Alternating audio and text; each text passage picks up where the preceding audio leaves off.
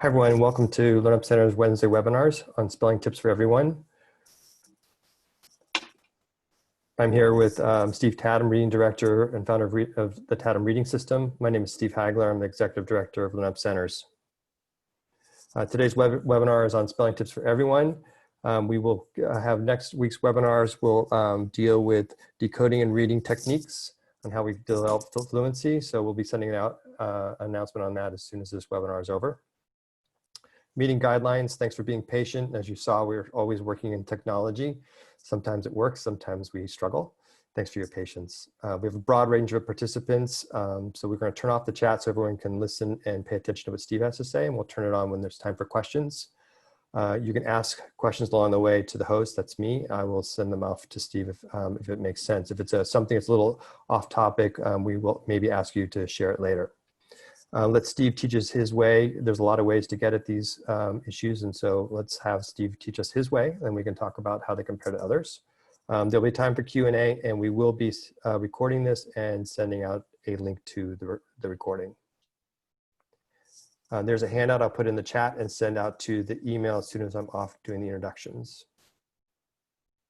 And there's 4 ways to support LearnUp. LearnUp is a nonprofit, so we work both with folks who can pay for tutoring, and as well as working with families that deserve, but otherwise couldn't enroll with us. We ask that you recommend families to us for free reading assessments and have them check out our programs. You can become a tutor. We are in the process of hiring. You can learn more on our website. You can spread the word, let other folks know about what we're doing and how we're teaching, because it's apparently something that's very advantageous to many of the schools that we're talking to. Or you can support a struggling reader by donating to us at learnupcenters.org, which goes into our scholarship fund. And Steve, I'm going to turn off the share and let you go. Cool. All right. Spelling. Well, let's just talk about spelling first from a general view, which is spelling is much more difficult than reading. In reading, you have print in front of you. The print will be processed in the back of your brain.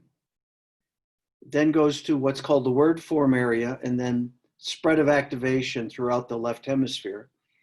And if your word form area is not working, which we've talked about with many of our kids that have phonetic problems, they don't have a picture of the word. So when they see a word, they don't have a picture of the word, so they have to sound it out. And so their reading is laborious as they're sounding out words using Broca's area and above the ear, the Wernicke's area. Sounding this out, and the Wernicke's going, I know that word. That process is how they have to approach words when they read for their entire life for some kids. Dr. Shaywitz, in looking at kids, found out that high school kids, many of them still, the word form area was not firing. That means they had to rely on sounding out very slow and laborious. One of the purposes of my program is to get these two to work together to get this word form area firing.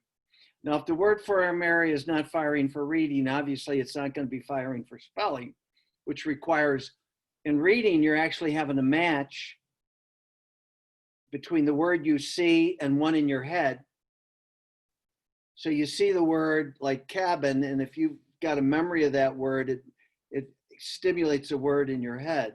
But spelling, if you're spelling the word cabin and you don't have a picture of the word, you have to basically say it, cabin, and the Wernicke's will know that's cabin. Then it goes up to the motor part of your brain, and you got to say the letters cab, but you got to be aware that cabin really is cab in. There's one B, and there's not a schwa there, there's an I. And that, if no one's taught you that, you don't have any clue, you might spell cabin C-A-B-B-U-N or C-A-B-U-N, okay? Unless you have a mental picture of the word or an auditory pronunciation of the word. You're going to have many ways you can misspell it. You also might not know if it's a K or a C for cabin, okay? And you might not even know if it's an I or an Y once you know it's it. So there's all kinds of issues. If you're trying to spell the word running, you first have to be able to go run, and then you got to know the effect that a vowel suffix does to the word. So if you're having reading problems, your first 3 or 4 grade levels, you're falling behind thousands of words every year in terms of reading. And each year you're falling 3,000 to 5,000 words behind in reading, your spelling is falling behind. So when you get a child at 6th grade or 7th grade, which I will see, who can't read well, who's a start, what I call a start 2 at the 1 syllable or 2 syllable stage, for them to be able to function in spelling at junior high or middle school level is unrealistic. So here's how I handle that. One is I go ahead and do my phonetic program and teach them the spelling I'm going to, but for their writing, I immediately show them dictation software. And I teach them how to brainstorm a few words before they write, and then how to talk into the computer correctly. Because one of the things that kids will say, well, it doesn't work. Well, the reason dictation software is not working is the child, number 1, is not speaking in the microphone. 2, he's speaking too fast. Or 3, he's speaking too slow. Either way doesn't work. If you speak too fast, it just slurs over the words and you'll miss words. If you go too slow, it'll break the word up and make different words. So you have to get a normal pace. You also need to check what you've done after each sentence rather than waiting till you're through with your dictation software for a couple paragraphs. After a sentence, you need to quick have it played back to check on a regular basis. Okay, so I will work with older kids how to do dictation software while I am picking up their writing spelling. But it's unrealistic to expect the fact that if you're remediating a junior high child, a 7th grade, that they're going to be able to apply the spelling right off the bat in their writing. It's just unrealistic. So I want to go ahead and teach them how to do summaries, how to do an essay, how to do a topic sentence supporting using dictation software. Meanwhile, I'll pick up the spelling. For many of these kids, the main purpose of their writing will be what Doris Johnson and Helmer Michaelbust found in 1967 was the major reason adults felt they needed writing. And that was 1, to write checks. 2 was to write notes in office when notes would come, or if there's a phone call to write notes. 3 was to write notes to their kids. And 4 was to write cards. Those were the 4 of the major reasons adults needed to do writing as they got older. So with some older students who don't have spelling issues, I'm going to be focusing more on the dictation software and then trying to get them to write as best they can so that they can write some good sentences and meet those requirements I just mentioned. That being said, I have a full spelling program that I use with kids and I teach kids, but I'm also very realistic as to which can apply it. Now, if I have a 1st, 2nd, 3rd grader, we have a chance of catching up. And that's my goal. If I get them in early in life, that's why getting child at kindergarten, 1st grade is optimum, because you have a chance of catching them up on their spelling and their reading. And, let me be honest, if you have a child who's older, whose word form area is working, and they just haven't experienced a good spelling program, they also may be able to pick up a lot of spelling, okay? But really, spelling is a uniting of a couple things. One is there's not a visual memory for words as people used to think. How spelling is done is by the letterbox or fusiform gyrus that picks up patterns of words and starts organizing those words in patterns, groups of words into patterns. So it might notice the IGH pattern, and now you have fight and write and flight and tight. It's a combination of a child noticing the phonetic skills with then seeing patterns and generalizing these patterns into words. That's how a good speller occurs. Now, many kids have the ability to pick up these patterns themselves with slight help of teachers, but they'll pick up. I had one son who could do that. He realized T-O-N spelled shun. He noticed the effect of silent E. He noticed the AI says A, and he picked these patterns up himself as he learned and could use them for spelling. My other son needed direct instruction phonetically, which I did with him. And then it stimulated his word formary and phonics, and he then became a regular speller because he now had phonetic system that helped organize his visual words. So it stimulated that, and he ended up becoming a normal speller. So it varies with kids, okay? Now, most of the kids I see, their spelling is worse than their reading. There's only been a few cases different than that. One was a professor of psychology, ran a psychiatric, I think head of the psychiatric department, who had a brain injury and lost her ability to read but could spell. So she could spell the word laugh but couldn't read it. Or she could spell the word yesterday but then couldn't read the word. That's an unusual pattern that we've seen. Okay. All right. With all that being said, I'm going to kind of give some highlights of my spelling program. Those who have been through my workshop, this will be a quick review for you. Those who are not, I'm going to try to give you something that you can use as best I can. Okay. All right.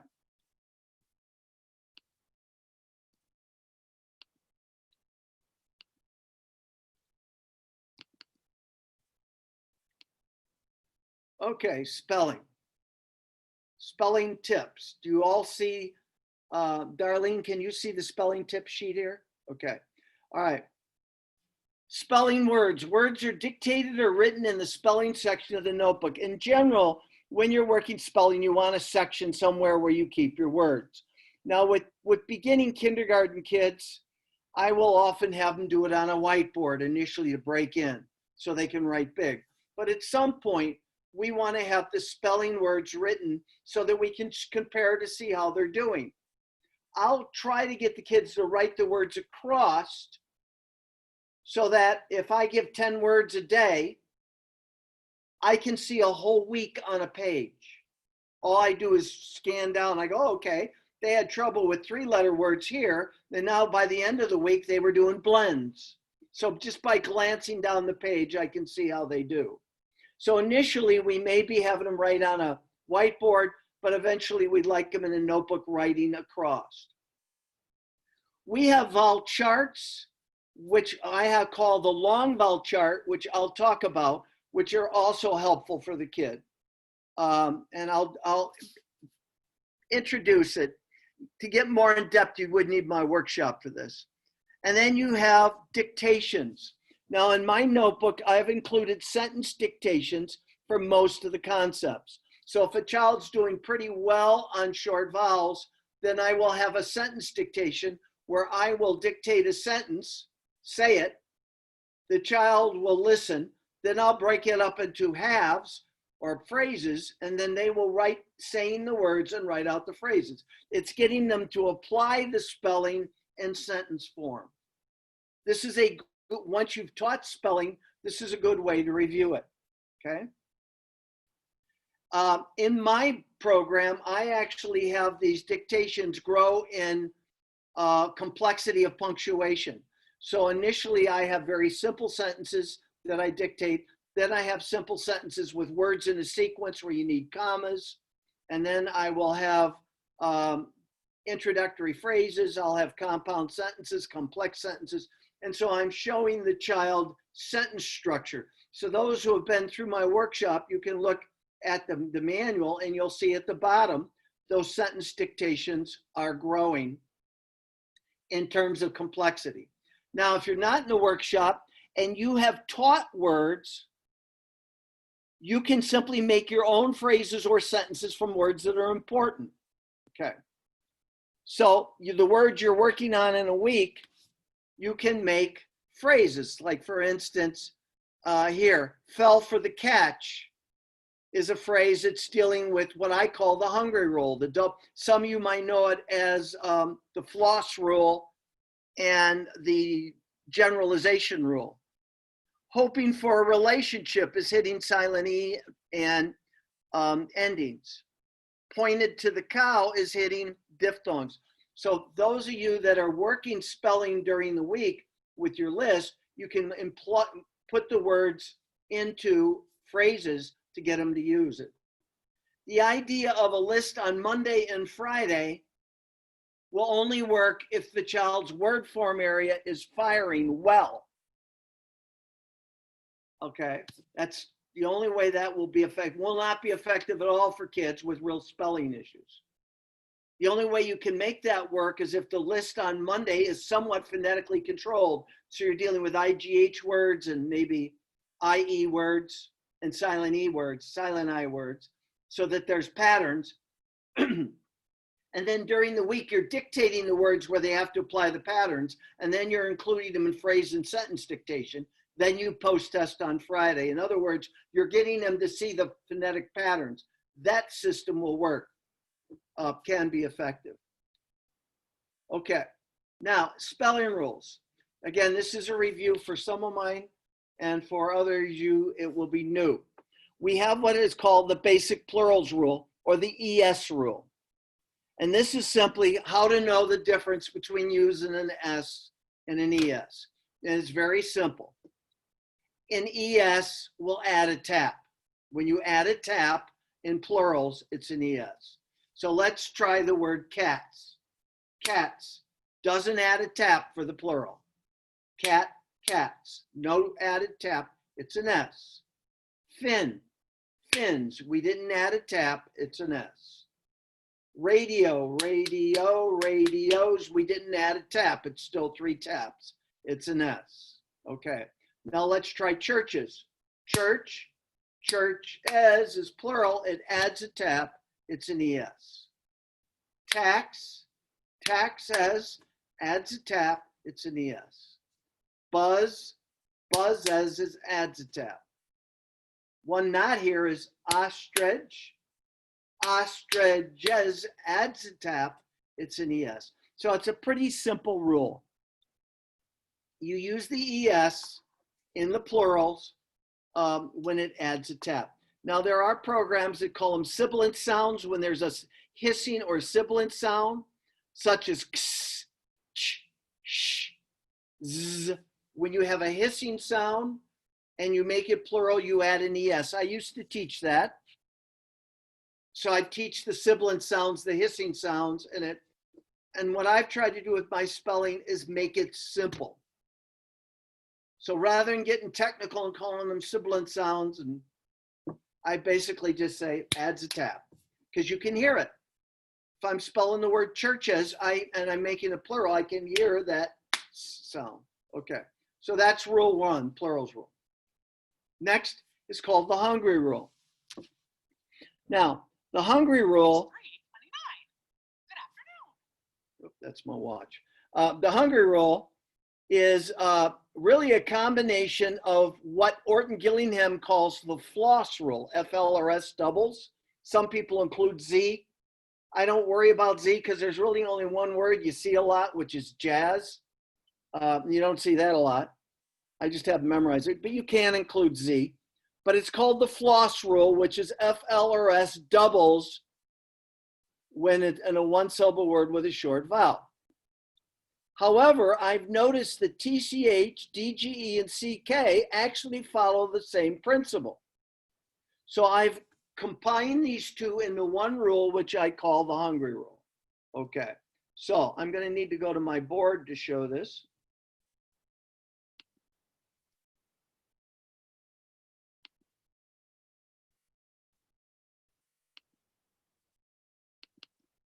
So the hungry rule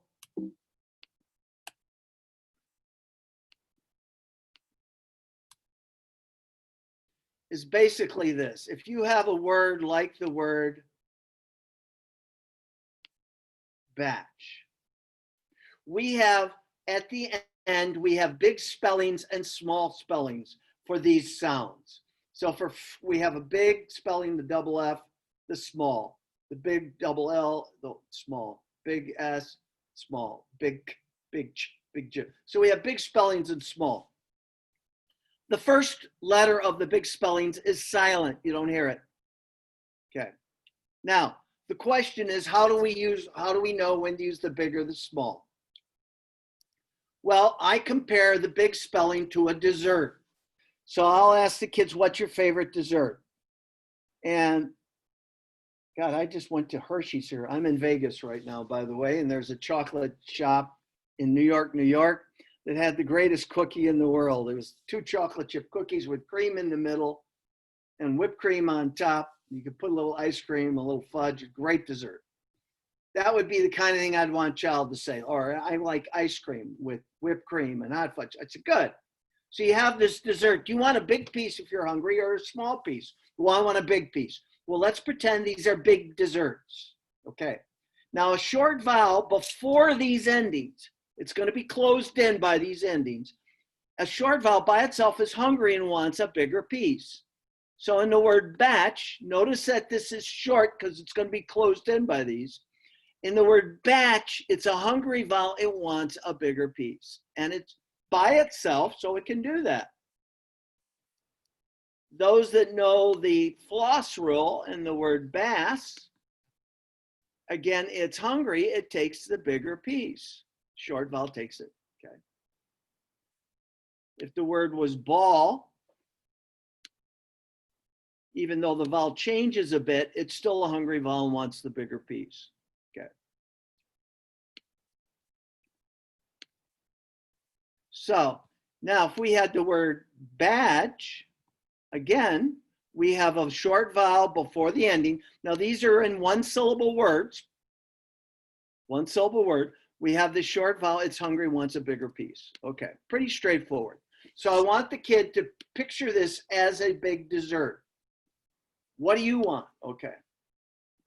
All right. Then I might try a word like range and say, all right, now this vowel has a friend, another letter. Now, if he has another letter, are you going to be selfish and eat the whole bigger piece in front of him and let him watch you eat the bigger piece? Or are you going to give him a piece and share and take a smaller piece? Well, yeah, I'm going to share. I'm going to take a smaller piece and give him a piece. Right. So we're going to share.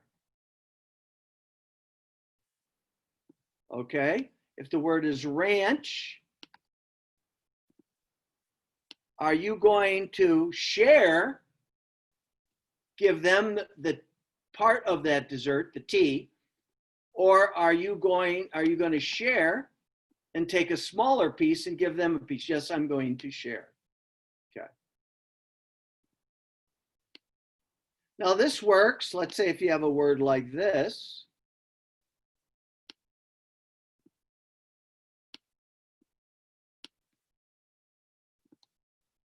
Pooch. Again, it has a friend. Doesn't matter if it's a vowel. It has a friend. So since it has a friend, you're going to share and use the smaller piece. Okay? Called the hungry rule.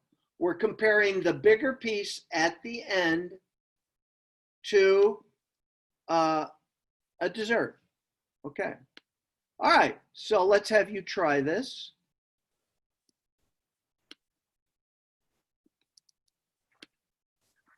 I'm going to give a nonsense word. Okay. Make that betch.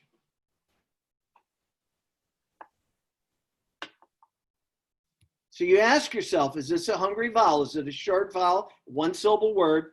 Is it right before the ending? Yes, it is. So it's hungry. It takes the bigger piece. Belch, which actually is a real word. Now ask yourself, is it a hungry vowel or does it have a friend? It has a friend, so you're going to take the shorter piece. because you're going to take a piece and give your friend a piece. If the word was belf, again, you would share and he would take a smaller, you would get a smaller piece rather than the other. So this again fits the floss rule, FLRS, but it doubles it. And basically I've been influenced by this by Diane McGinnis's research, and her summary is spelling, where she said, you know what? Kids don't really remember the rules. You know, we need to simplify them. There's too many rules, okay? So I've tried to simplify and combine my rules, which you'll see I'm going to be doing here pretty quickly for suffix rules, okay? All right, so this is the hungry rule. Before I move in, I want you, oh, by the way, the hungry rule does work for two-syllable words with S. So the word depress, D-E-P-R-E-S, it's a two-syllable word, but it is a hungry vowel, and a two-syllable word, it takes the double S. Express, depress, repress, oppress. So it does fit with S in two-syllable words. This is mentioned in my notebook as well. All right, before we move on, summarize the hungry rule. Start with the endings, how we compare it to a dessert, and go ahead and summarize it and mentally give some examples with this, okay? I'll give you a minute to do that.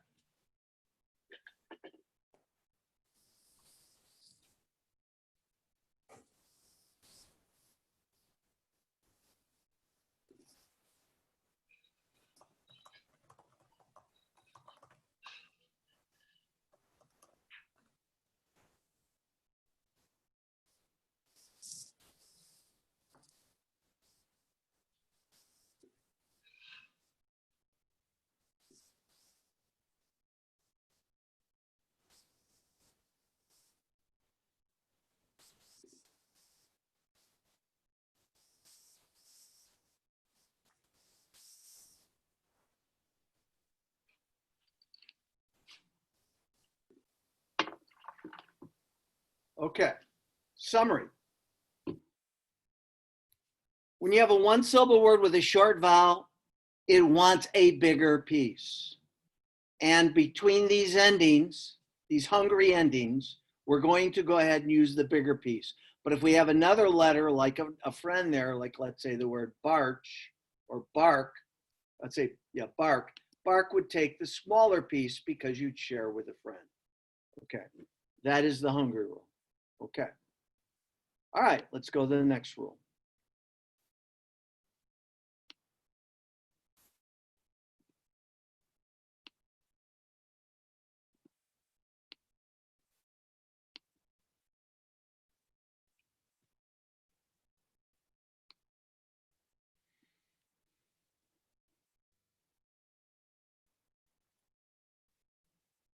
Randy, can you see this, the rules sheet, or do I have to need to get that up for you? You can't. Okay, thank you.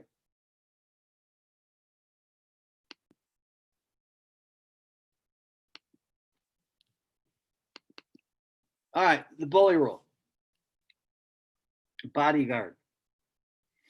Vowel suffixes are bullies and want to make the vowel in front of it say its name. In words with one short vowel and one consonant, the bullies can leap over the one consonant and make the vowel say the name. We must protect the vowel at all costs. We do this by putting a bodyguard or a defender there. For younger kids, we'll have them put a superhero in. Okay, and they'll pick out the superhero. Okay, so in hit plus er is a vowel suffix. It therefore is a bully. It can hop over and make that I say its name. So that would not be hitter, it would be hider. So in order to protect it, we put a bodyguard in or another T, and it's now protected, hitter. In the word hop plus ing is a bully. It can hop over that one consonant and make that O say its name to hoping. So we put a bodyguard in, a P, and it's now protected, hopping. In the word skipped, if I don't double the P, if I don't put a bodyguard in, it's skiped. or a superhero in to protect it. If I put in Spider-Man, it's now protected. Skipped, okay? Rust plus E, we don't have a problem because there already is a bodyguard there. There's another letter protecting it. In camp plus ED, we don't have a problem because we already have a bodyguard or superhero protecting it. Fast plus we already have a bodyguard there protected. Cook plus ing, even though it's two vowels, it is protected by one of the vowels. There's two letters protecting that vowel. Cooking. In rained, we have two letters protecting that A. Now, there's a general rule you need to know about vowel teams. Vowel teams are not affected by anything. So you're not going to change cook no matter what you do to it. So that's another thing just to know, that when there's a vowel team, nothing's going to affect it. But it also fits the bully rule in as much as there is another letter protecting it. So in coat, number one, there's an A protecting the O, but also OA is never affected by anything. Vowel teams, two vowels are no problem. They have their own sound. Now, when you have a consonant suffix, again, you don't have to worry because it's not a bully. You just add it. Hitless, hatful, bigness. Now, this is 4 Orton-Gillingham rules. An Orton-Gillingham rule, when you have a word of one syllable, one short vowel, and one consonant, you add a vowel suffix, you double the consonant in order to keep the vowel short. That's rule 1. Rule 2 is when you got a word with one syllable, one short vowel, and 2 consonants, and you add a vowel suffix, you don't double it because it's already short. Rule 3, when you have a word, you can get my drift. There's a lot of rules there, right? So all you got to remember is there a bully? Protect the base word. That's, in a one syllable word. If there's a bully, protect it. If you got a couple consonants, couple vowels, it's already protected. If you have a consonant suffix, it's not a bully. So my purpose in this rule was to take something complex and to make it pictorially simple. Now, if you have a problem with bodyguard and bully, I've also used magician in a homeschool program. That you have a vowel suffix and it's a magician, it can make a letter appear or disappear. So in this case, you have a vowel suffix. And when you have the vowel suffix with one vowel, one consonant, you can make that P appear. It's just not as clean as the bodyguard rule, okay? For those who have trouble with it, I find kids really like, younger kids like the superhero concept, that you have a bully or you have somebody picking on someone and you put a superhero there, it is protected, okay? So you have vowel suffixes, which are the bullies, and consonant suffixes that are not. Okay, that's bully rule 1. Bully rule 2 is the walk away rule.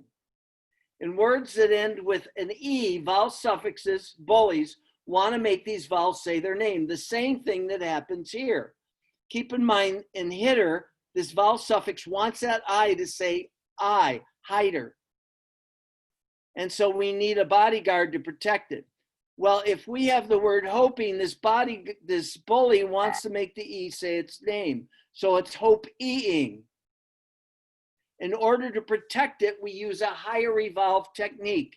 The E walks away from the conflict. So I actually have the E on my magnetic board drop down and walk away.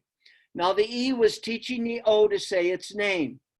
The vowel suffix now moves in and actually helps teach the O say its name and becomes very helpful.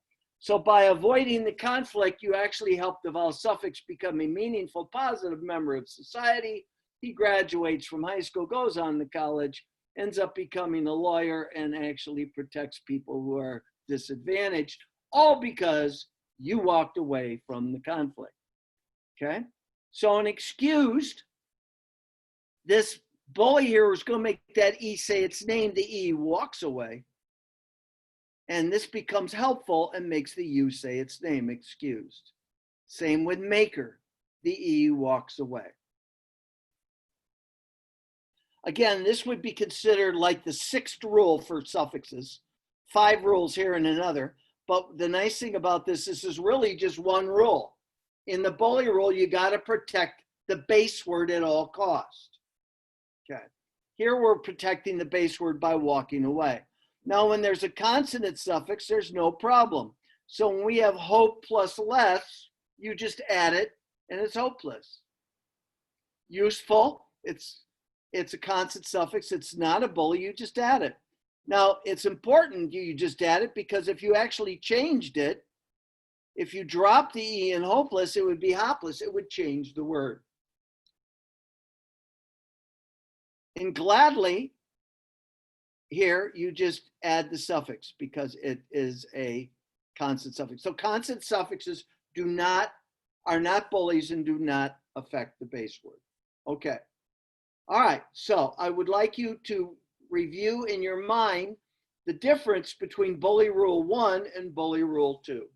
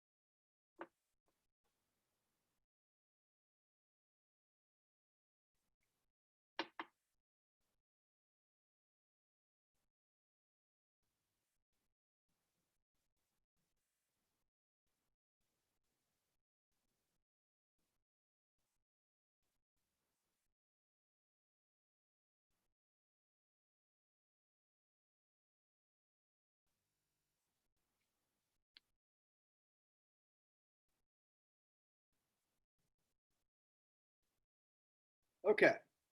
So both of them are affected, both the words in bully rule 1 and 2 are affected by vowel suffixes, which are bullies.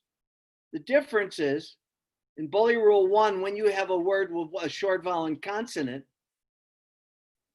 the vowel suffix can hop over and make the vowel say its name, so you have to put a bodyguard in to protect it. Whereas in bully B, the vowel suffix is going to make the E say its name, so we have to walk away. Now, technically, for those of you that are Orton people, you'll realize that really what's happening is if I just add the I to the E, it makes it the vowel team of EI, which can say E or A, which can screw up the whole word. So technically, that's what's happening. But with kids, I keep it simple. This just makes the vowel say its name, and we need to walk away. Okay? All right. CY change. Oh, by the way, those of you that are in my program, I do this on the magnetic board just as it's done on the video. On this workshop, I have some people who won't be familiar with the board, so I'm just teaching this so they can do it any way they want. All right, CY change. All right, I make a Y with my hand. We are going to see with my eyes the Y change. CY change. So C, the letter Y. I actually do it with the same hand. We're going to see the letter Y change. Okay. CY also means that if you have a consonant Y, a consonant followed by a Y, and any suffix but an I, the Y changes to an I. So you have a check system. Do you have a consonant followed by a Y? If yes, the student places a check above it. Do you have an I suffix? If no, the student puts a check above the suffix. Okay. So now you can do this a couple ways for this I suffix, and it's whatever you're most comfortable with. So in fancier, fancy, F-A-C-Y, is a consonant Y. And you're not adding an I suffix. So you can, if you want to keep the the checkpoints as to two yeses, here's what you'd say. Do you have a consonant Y? Yes. Can we say there isn't an I suffix? Yes. Or we could say, is there a non-I suffix? Yes. Or can we say, is there any suffix but an I? Yes. Whatever you're most comfortable with. You're looking for a consonant followed by a Y and any suffix but an I. If it fits both of those, you change the Y to I. In the word tried, it's T-R-Y, so it has a consonant Y, and we're adding a non-I suffix, or we're adding a suffix without a Y, or without an I, I'm sorry. So it changes. Now, if the word was trying, we'd have an I suffix, and we don't change it, because there's only two words with double I's. Skiing and taxiing. That's it. Okay. Happiness, the base word is C-P-P-Y. It is a consonant followed by a Y, and it has any suffix but an I, or a non-I suffix, or a suffix without an I, whichever you're most comfortable saying, you change the Y to I. Same with penniless. Now in trying, you have the consonant Y, but you don't have a non-I suffix here, so you have to keep it. In the word stayed, you don't have a consonant Y, you have a vowel Y, so you had an ED. In destroying, you have a vowel Y, and you have an I suffix, so there's two reasons you don't change it. So that's called CY change. Now, associated with that is CY plural.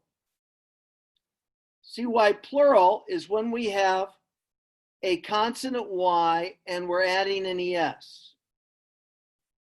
So if you have a consonant Y and you're adding an ES, you change the Y to I just like any suffix, and you add the ES. So it's like the other one. You have a consonant Y and you're making a plural, you're adding an ES. Okay. So some people like to say it this way. Do we have a consonant Y and are we making a plural? Yes. Change the Y to I and add ES. In city, do we have a consonant Y and are we making a plural? Yes. Change the Y and add ES. But in toys, we have a vowel Y, so you just add an S. In cows, we have a vowel W. We don't have the Y, so we just add an S. Okay. All right, so let's take a moment and review CY change and CY plurals.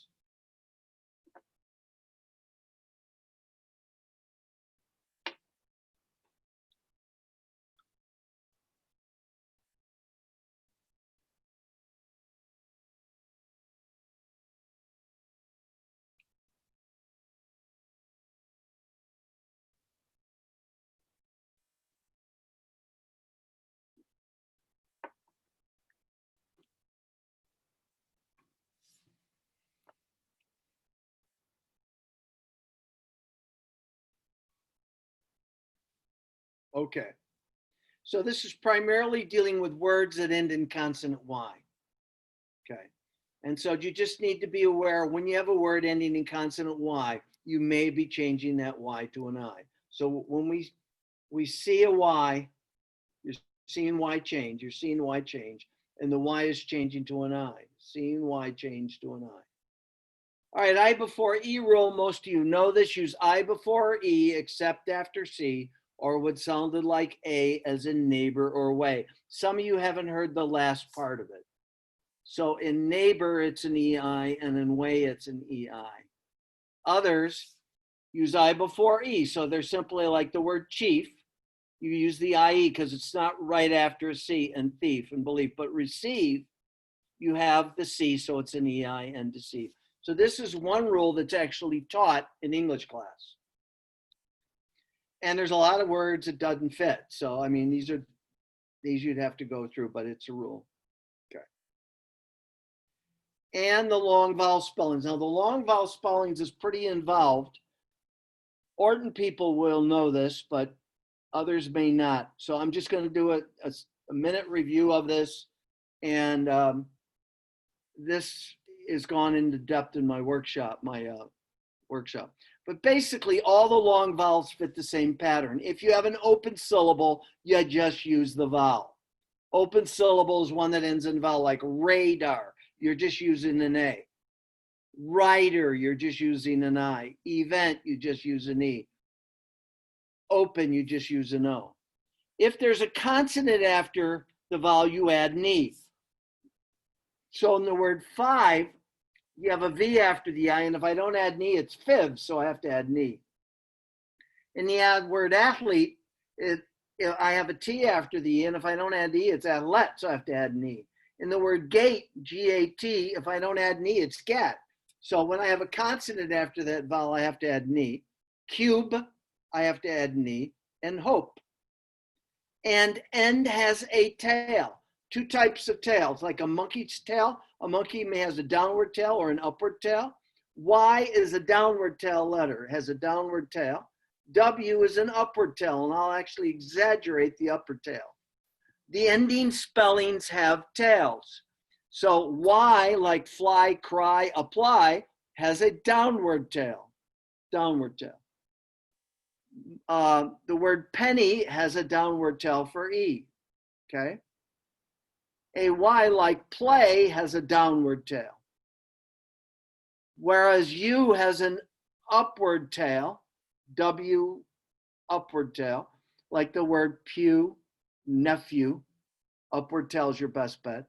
And O has an upward tail, like the word mellow has an upward tail. So you basically have this rule. In an open syllable, just use the vowel. If there's a consonant after the vowel, add an E, like five, like athlete, like cake, cube, a rope, and the end has a tail. These are your best bets. So when in doubt, if you're not sure, this is your best bet. This is based on Hannah's look at 17,000 words done in 1964, I believe. And these are kind of your best bets. Then you have other possibilities, like here, IGH and IE. Here you have an EE, an EE, EA, IE, EI, EY are other possibilities. Those are words in my program that we have the child choose the ones they want for their writing and memorize. Okay? Now, just an exception for E. For E in a one-syllable word, your best bet is a double E. I call it the silent E that doesn't split. So it's like an E consonant E, but it doesn't split. The reason is they're twins. So in a one-syllable word, EE is your best bet. EA is a close second for one-syllable words. This is for multi-syllables. So that is an exception, okay? Now, sight words are actually in my program added each lesson. So every lesson adds a couple sight words, and we can use orthographic mapping for that, which I will close with. But with some kids, I put them in sentence form, and I have the kids practice these sight words, starting with the question mark sentence one, could you climb any building without shoes? We'll go through and find out why these are how to spell. We're good. It's the O-U-L-D. O-U-L or don't make sense. Climb, it's the B. Building, it's the I. Shoes, it's the O-E. So we'll underline the hard part, step one. Then the child will copy this several times till they can do it from memory. Then they'll cover it and copy it from memory. Once they have it, we will then go to sentence two and do the same thing. But before we do sentence two, we have them write sentence one, and then we practice sentence two, going through what doesn't play fair. Like board, you don't hear the A. Buy, you don't hear the U. For, you don't hear the U. Islands, you don't hear the S. So we underline the hard part. They would copy it until they have it from memory, then do it from memory. Now the next time they now do practice both of these and then go to the third. So these are called question mark sentences 1, 2, and 3. Island sentences 1, 2, and 3. Cookout sentences 1, 2, and 3. And soldier sentences 1, 2, 3, and 4. I've had teachers do this with a class and do one of these a week. So within about 13 weeks, they know all these sentences.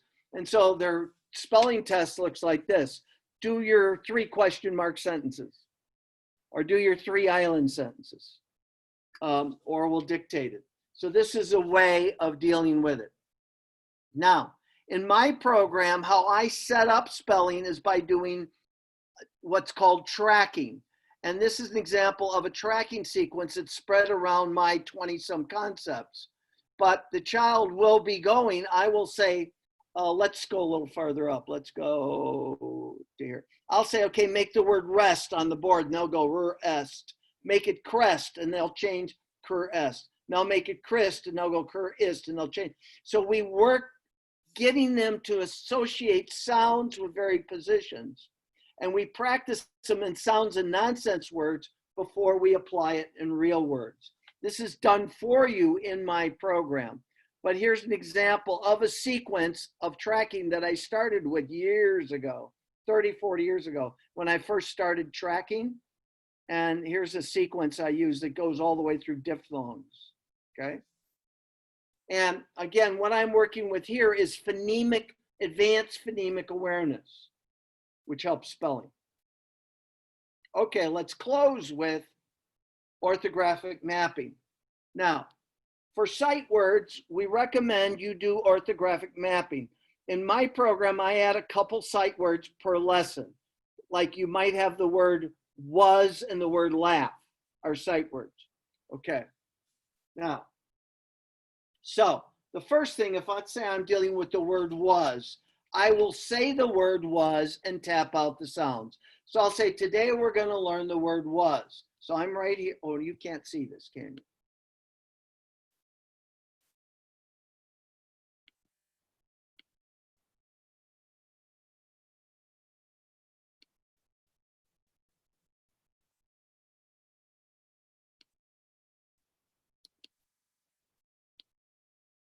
All right, you now can see the orthographic mapping, step 4.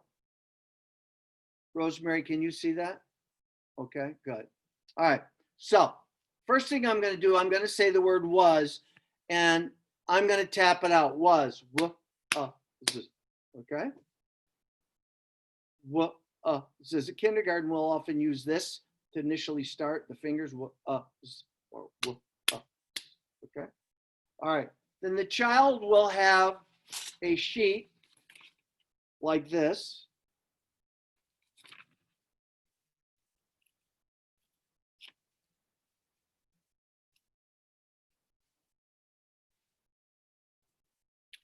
Let's see if you can see this. There we go.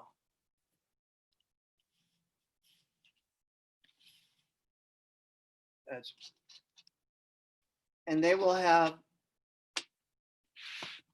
markers above it. So after I go was, they will then go z, was, okay? Now, at this point, if you'll look at the steps, teacher says the word, taps out the sounds, the student slides disc for each sound. Then the teacher discusses the best bets. This is a little different than it's done in traditional orthographic mapping.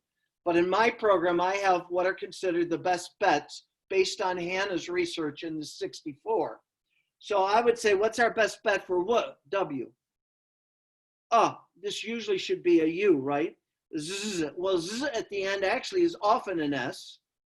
So that could be an S, okay? So I'll then go to the word, which is step 3 or 4, that shows the word and slides below, pointing out the sounds that don't play fair. So I'll be showing the word and saying, all right, here's the word was. So notice we have the W. Notice here that this is an A, an A. It shouldn't be that, shouldn't it? It should be an up. But so we have, this doesn't play fair. Z at the end is often an S, so that's okay. So it's basically, this is one of the main things we got to be aware of is this particular problem for was. Okay. Now we're at 5. The student writes the word in the space. So The student would then, from memory, go z.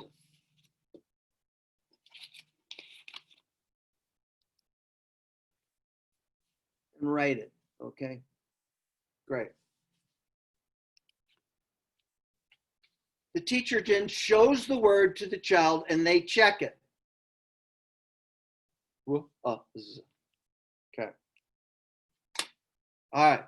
Now, this last piece I've added, and this is all about stimulating the word form area from my study of Dhani and visual learning. We found that if you can get the word in the mind's eye, it stimulates the word form area. So the teacher will hold this to the right of the child, slightly above their eye, which directs it, their head pointed this way, directs it to the left part. And we want them to look at the word was and try to trace it with their eyes and then see it in their mind's eye. If you see it in your mind's eye, the fusiform gyrus is stimulated. And that's what we're all about. We're all about stimulating the fusiform gyrus, because once that's stimulated, spelling becomes easier. So this 7th point is one I've added to help stimulate that word form area. Is you've got the word was, and then they try to picture it. Okay? All right, let's try one more and then we're over time. Though we started late. All right, let's try the word laugh. Okay. So I say the word, all right, we're going to do the word laugh. Ready? Laugh. Ah. Okay, let's take your coins or markers. And the child will go laugh. Ah. Good, I'll say good. How should that be just spelled? With an L. Ah should be an A, just a plain A. They can point to the board or say the letter A. Should be a F. And based on what we know of the Hungary rule, it probably should be a double F, right? F, right. Could be a double F. That's how it should be spelled, right? F. Well, let's look at what doesn't play fair now. Is fine. Well, what's weird about that? Well, it's an AU. That's strange. Okay, it shouldn't do that. And how about F? That's really strange. That's a GH. So notice the is fine, but the A is different and the F is GH. Okay, do you think you have that in your mind? Okay, see if you can picture it in your mind. Okay, now go ahead and write it. So they will go ahead and go and write it.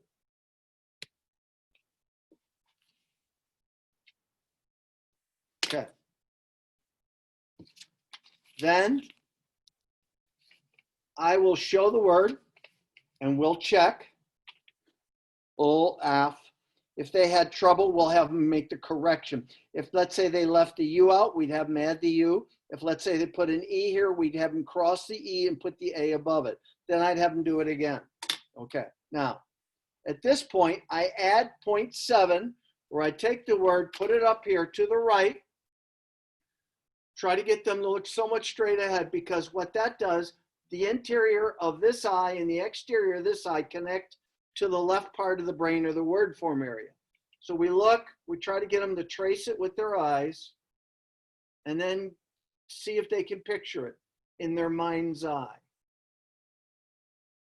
That stimulates the word form area, which is what we're all about, okay? All right, so now in my program, you'll know which words to do this with, because at the bottom of my concepts, I have an asterisk saying the rest words. The words aren't the best, the rest. And there's a couple added per lesson, okay?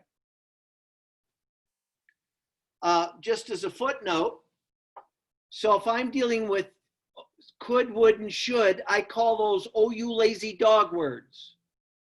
Could, would, and should, OULD.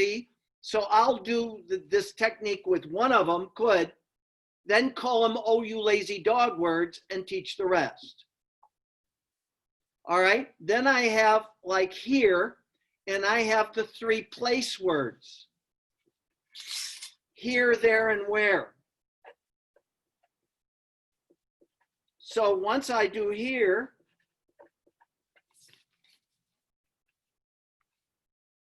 I get across that there just has a T in front of it, and where that they all have the word here in it. Here, there, and where. So these are taught as a unit. So I may be doing the basic technique of orthographic mapping with here, and then quickly generalize it to there or where. Then I have OU goofy hyena words. Now these are tough ones, but the OU goofy hyena words are words like ought, bought, fought, thought, brought are OUGH. Though, THOUGH. Through. Okay.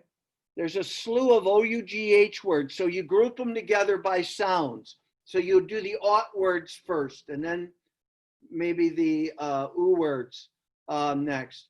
But you get them in group. But the child will know that all these fit OU goofy hyena, OUGH. Okay. And those are taught in groups. Again, I would do the orthographic mapping, like for the ought words, I do the orthographic mapping with ought, and then show, put a B in front of it, it's bought, a BR, it's brought, a TH, it's thought, and F is fought. See how you can do that whole group together? Okay. All right. One other point, give spelling pronunciations for words. So if you're giving words to study during the week, give them the spelling pronunciation. So if one of the words is answer, the spelling pronunciation is answer. If the word is rabbit, the spelling pronunciation is rabbit. If the word is cabin, the spelling pronunciation is cabin. Velvet, which child might spell V-E-L-V-U-T, is velvet is the spelling pronunciation. So give kids the spelling pronunciations of any word you want them to memorize. Okay, let's pull this together. So we talked about how with older kids, junior high kids, etc., who are early starts, they can't spell. I get into sentence dictation software right off the bat.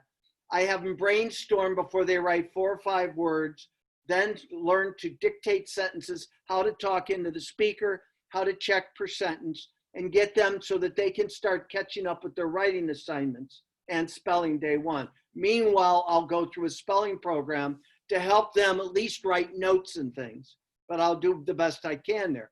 If the child has a word form area, they may do much better. Okay. All right, we talked about that. We talked about good spelling isn't memorization of full words. It's in the word form area, the child sees sound patterns and starts organizing these words in patterns. And that's what a good phonics program helps stimulate doing. Then I've talked about a couple ways of reinforcing the spelling. One is through spelling pronunciations. Answer looks like answer. We talked about the spelling rules. Then we talked about applying what every word you're doing by using phrase and sentence dictation. And then we talked about doing sight word sentences for, like, could you climb any building without shoes? For higher spellers, kids who have their word form area intact, they could do the sight word sentences. And for other kids who need to do a few sight words at a time, we talked about orthographic mapping. And that is a lot. So with that, I am going to pause and open it for questions. Thanks, Steve. That was a lot for sure. I know, but people are like going like, wow, that's so cool. Awesome. Any questions? Well, obviously we'll be putting this out on a recording so you can rewatch it. But you're also welcome to ask some questions now. And I'll open up chat here too, so you guys can. Steve? Yeah. Okay, I do have a question. It's not about the concepts themselves at this point, but you had mentioned in the notebook several times that you would have them write across in the notebook and Right. the notebook.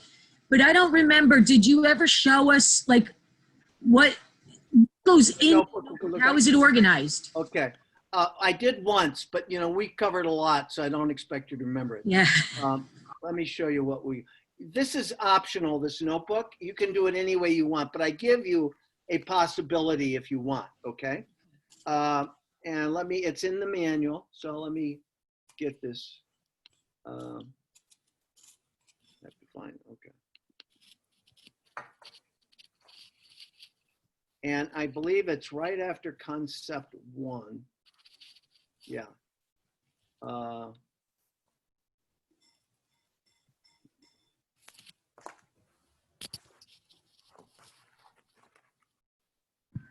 It's page 35. Page 35, okay. All right, and let me get that up for you.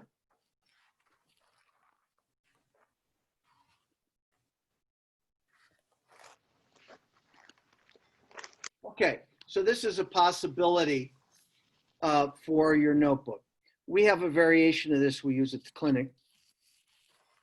But your section 1 can be running records because we're recommending that at least once a week, you're getting a time, a 1-minute timed reading with the child. And each chapter has a grade level. So like, let's say you're at the fog and that's written at 1.2. The child may have 56 words a minute with 5 errors. And you have graph paper, which is included in this notebook right here. You would graph the 56 words here with 5 errors. So you'd put a mark here, and then in the box, you'd put 56 over 5 to show what they did. You date it, okay?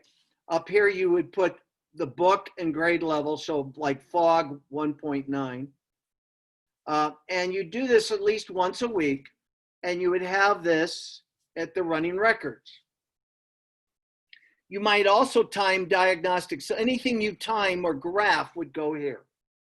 So you can graph more things. You can also graph our diagnostic syllables, which we've talked about, which are these.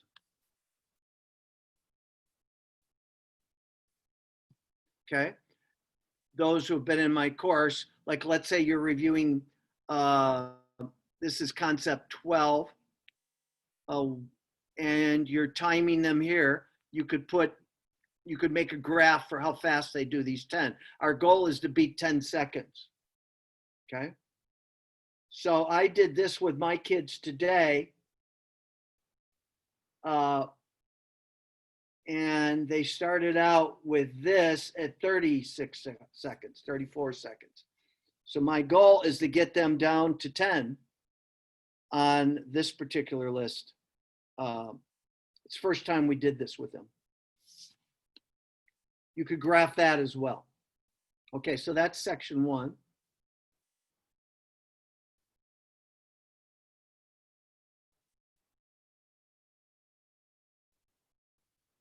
Section 2 is, we call the dictionary. And the dictionary simply is where you alphabetize A, B, C, D. Every like 3 or 4 lines, you'll put a letter. And then words that the child runs into for spelling or reading you want them to remember, you can just write in there. So it's just a handy deal that you can have. So like the word all may be a word you want them to remember for reading and spelling, and also. So that's under A. And B, a word that kids have trouble with is ben, B-E-E-N. You might put that there for spelling. And C, you might have the word could for an OU lazy dog word. Then section 3 is your daily spelling. So this is where you date it and you write the words across, like 4 or 5 words across, so that when you look at a page, you can see an entire week.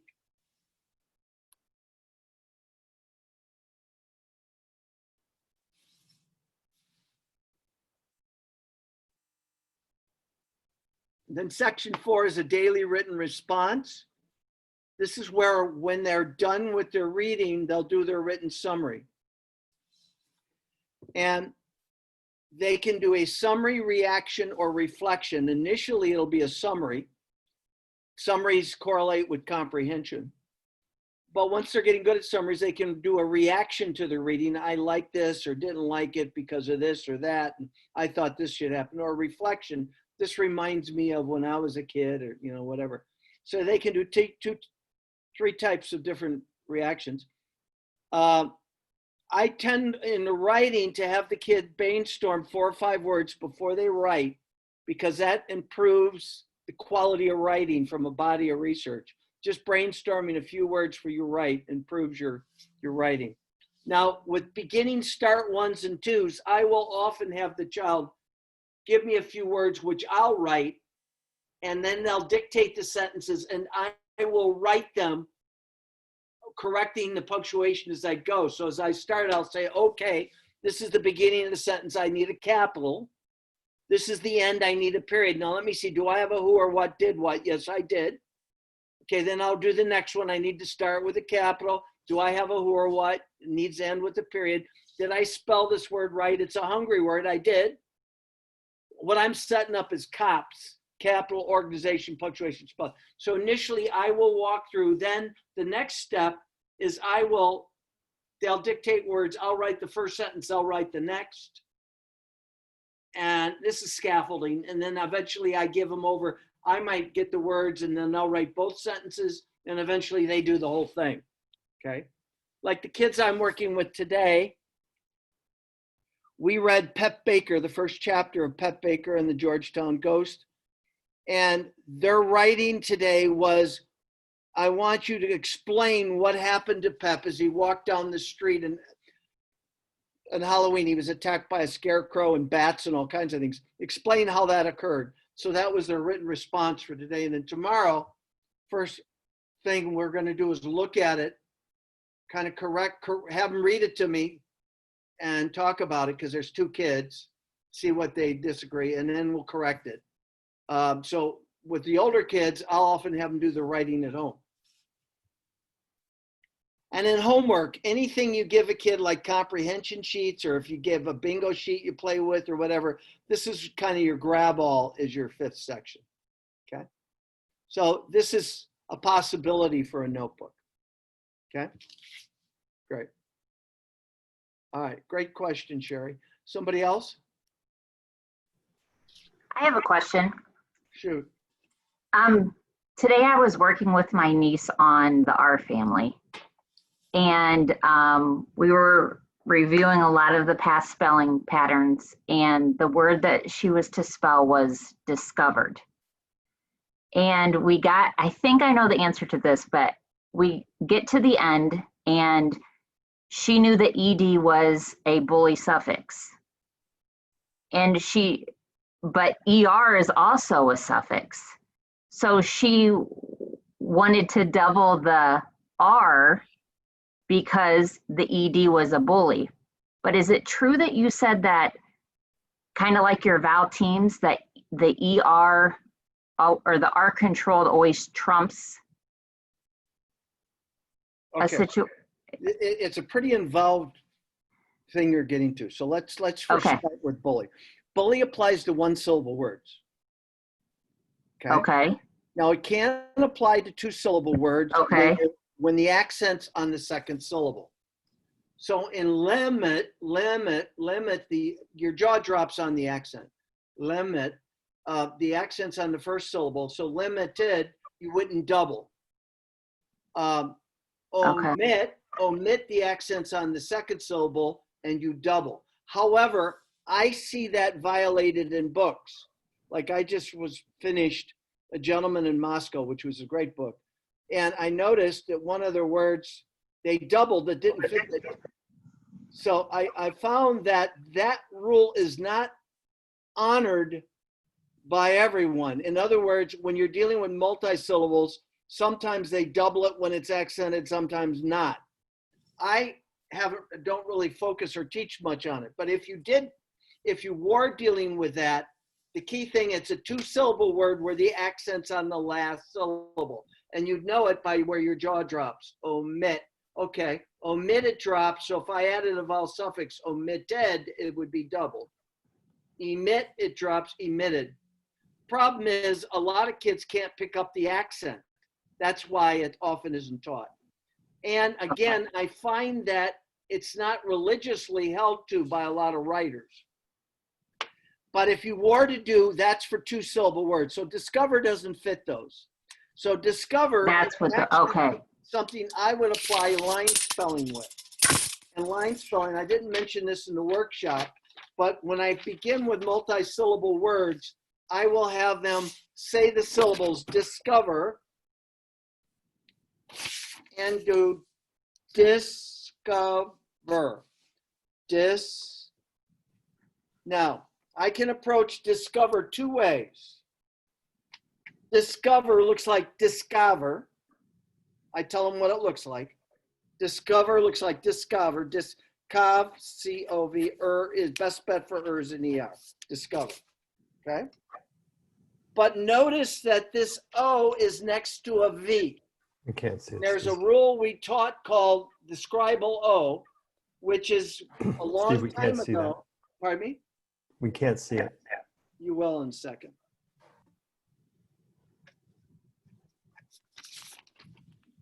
Can you see the word discover? Barely. Pull it up.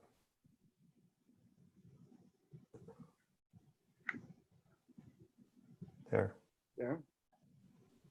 Discover in the old days, D-I-C was a C-U-V.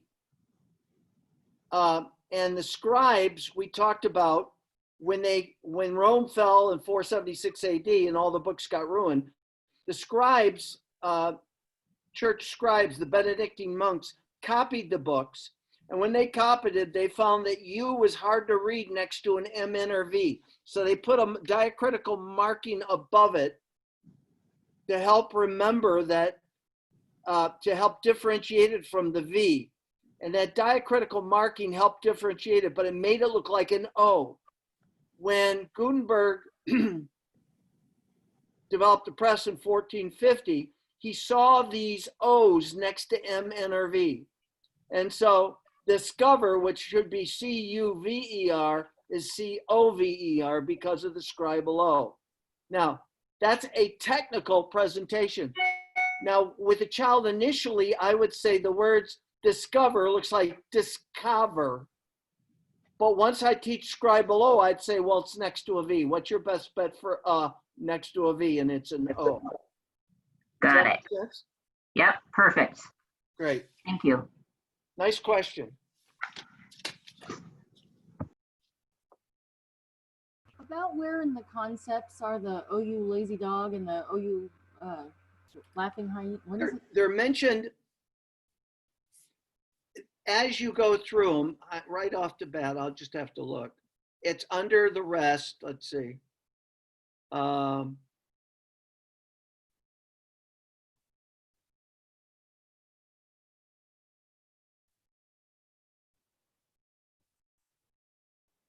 Into any, okay. Oh, all right. The here, there, and where are on page 44, which is concept 6. That's the here, there, and where, the 3 that fit, they all have here in them. Then let's see.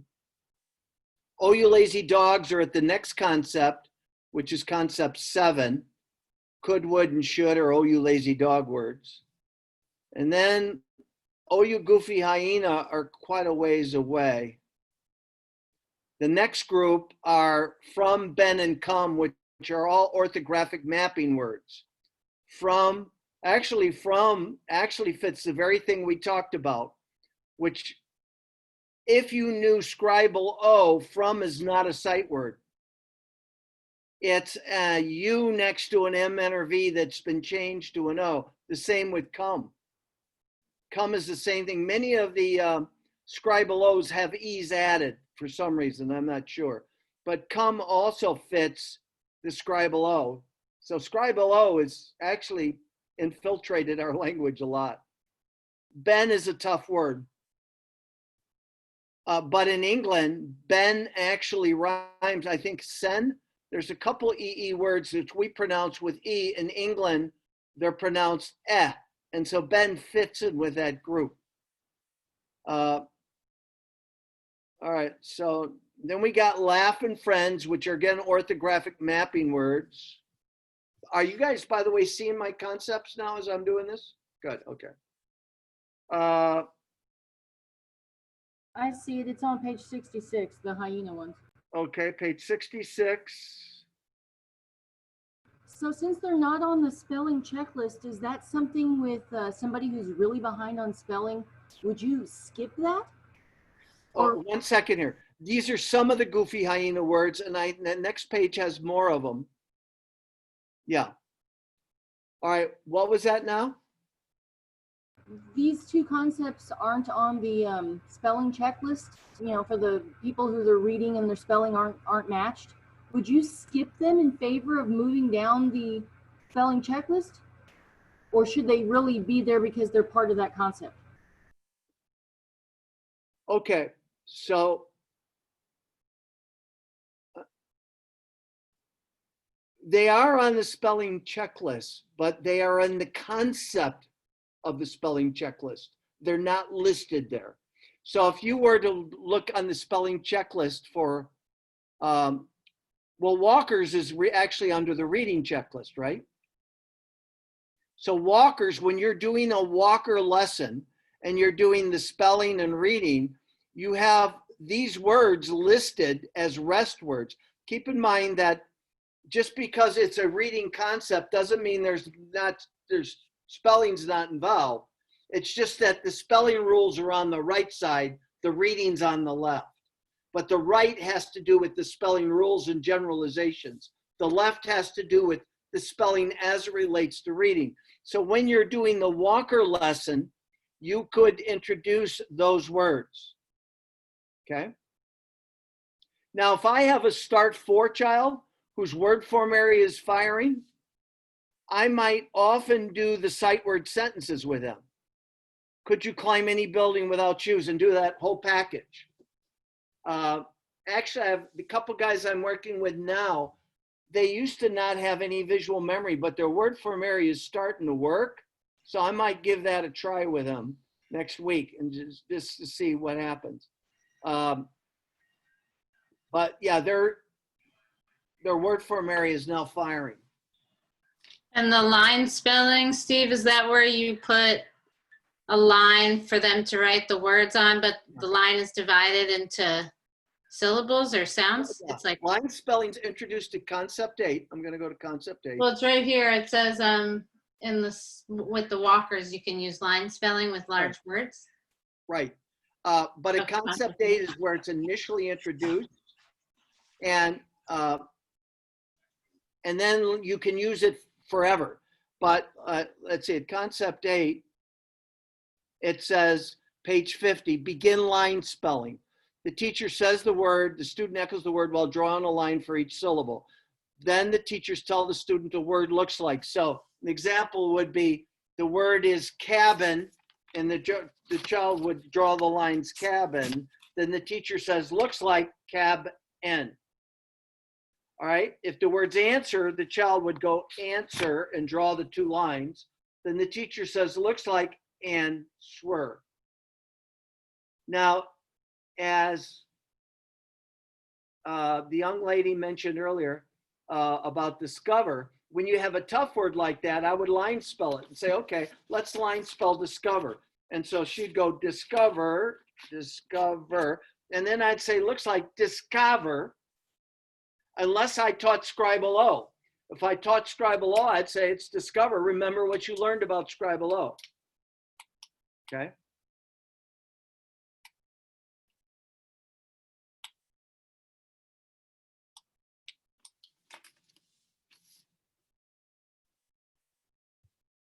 Does that make sense? Was that you, Jen, who asked that? Yes, thank you very much. Okay, that makes sense. Mhm. So just because it's the reading checklist, when I'm on the reading checklist and I'm at Valtag, okay, reading checklist for a start 3, I still am doing syllable work for spelling and reading. I'm doing syllable work for spell. I am doing spelling work, but I'm not doing the rules, which is the right side. The right side is primarily the generalization and rules, the bully rule, the hungry rule, the talking think words, their general rule word families, and the long vowel chart is all on the right side. It's kind of what I did today. Today was spelling, right? I did the right side of the checklist today. Why is the R family on both sides? Good question. Let me go to it.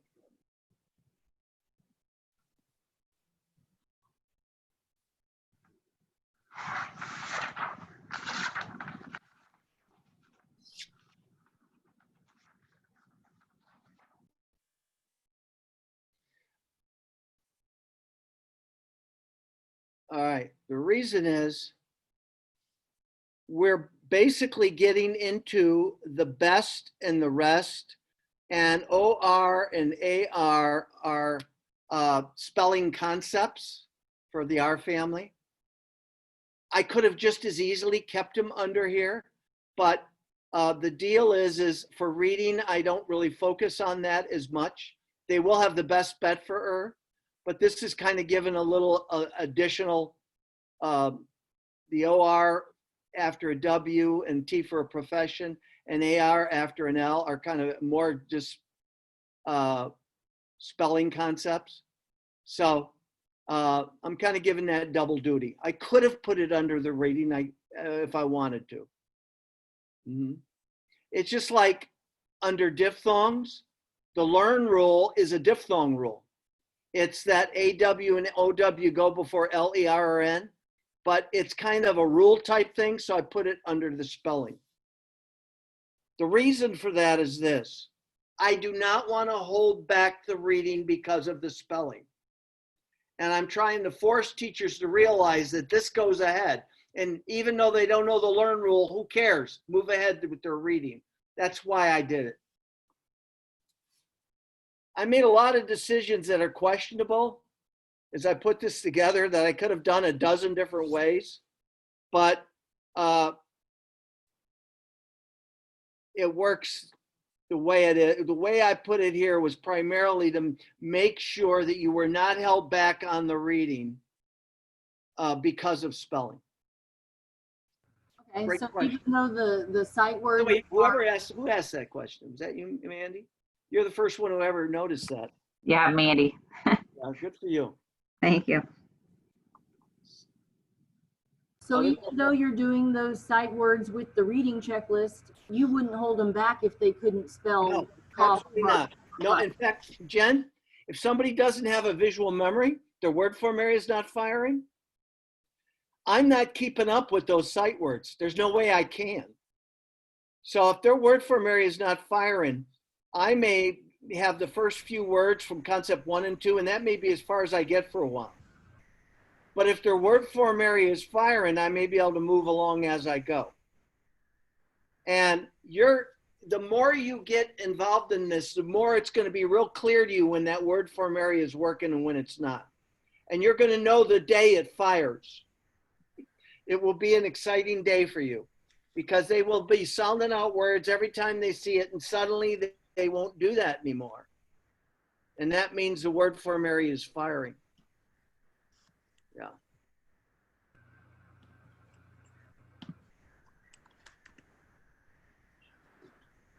Other questions? If not, next Well, I'm being a question hog, but I just have one more. shoot. You mentioned, and I just wanted to clarify, when do you start telling the kids to cut off the affixes? Oh, I haven't told you that really, so that's good for you. I thought you said earlier it's like number 3 or something, but I wasn't rule sure. 3, yeah, it's rule 3. And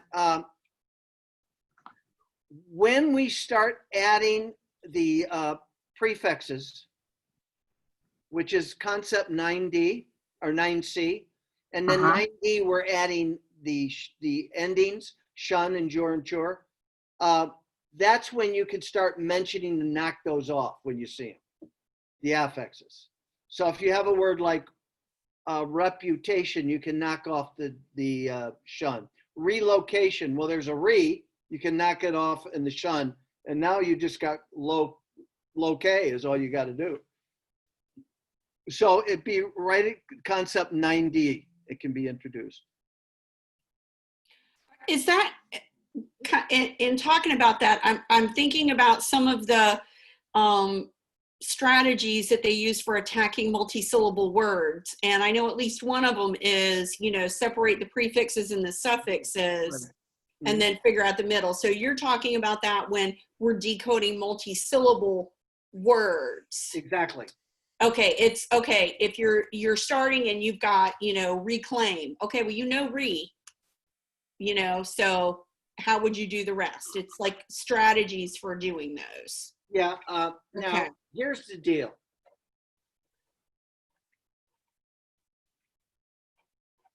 Let's try relocation. You see that word? Now, when I'm first doing it, I'll say knock off the prefix. And I'll knock off the ending. Good. What do you got left? Relocation or relocation. Good. You see, Okay, yeah. because you tag, once you knock it off, you're tagging and changing.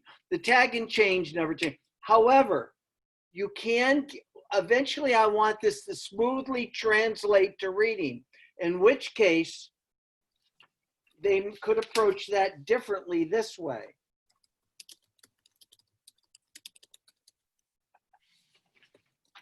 Tag the prefix, and tag before the ending, relocation. So they tag the prefix and then they tag before the ending while they're reading. Because while you're reading, you're not doing this, are you? You're doing this.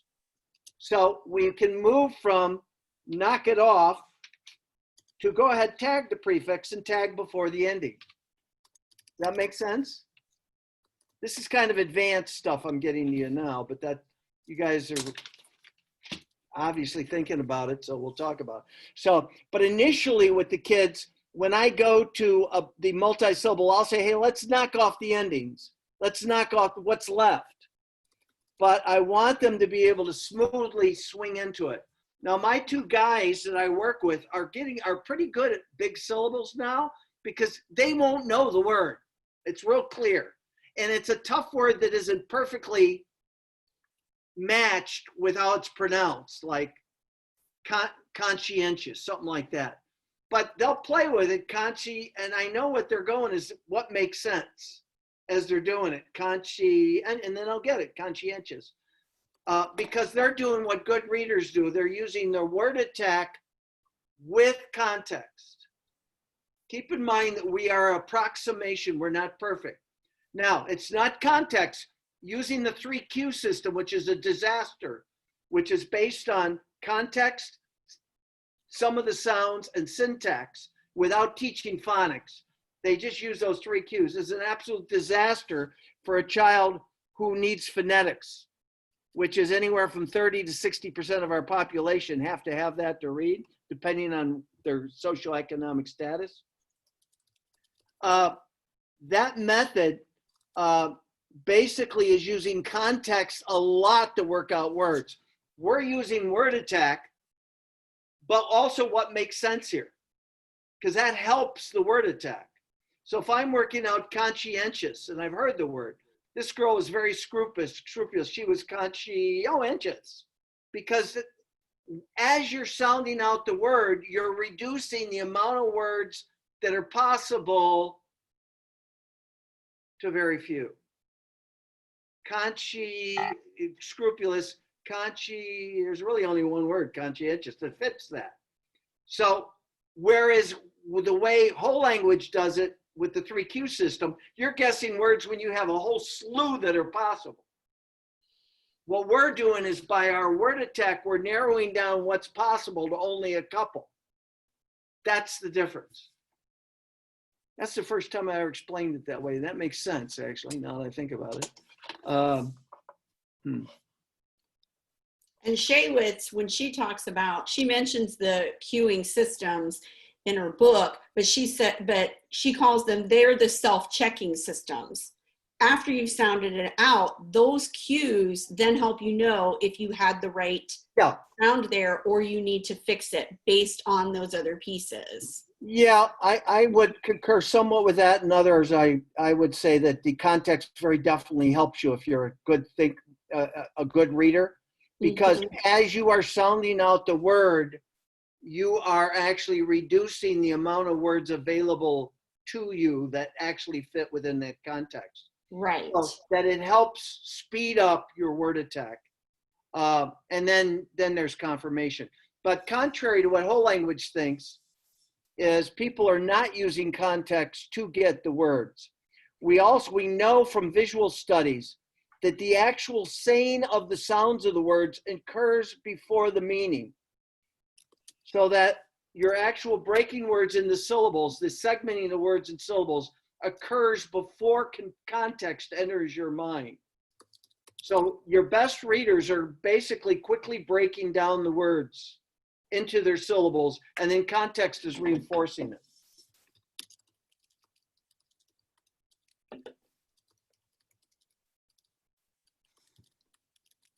Other questions? If not, next week, again, we'll be working on kind of the word attack and oral reading components, which is fluency, etc. Word attack, fluency, phrasing, etc. Then the next few weeks will be comprehension. The next week, reading skills. 2 weeks from now, we'll be dealing with beginning basic comprehension, what to do with the most basic, and then we'll move to ESL the third week. Okay. So this, again, for those in my course, will be somewhat a review in a package. For other people, it'll be new information. Okay. All right. Thanks for coming, everyone. We'll see you later. Thanks, everybody. Have a good afternoon. Thank you.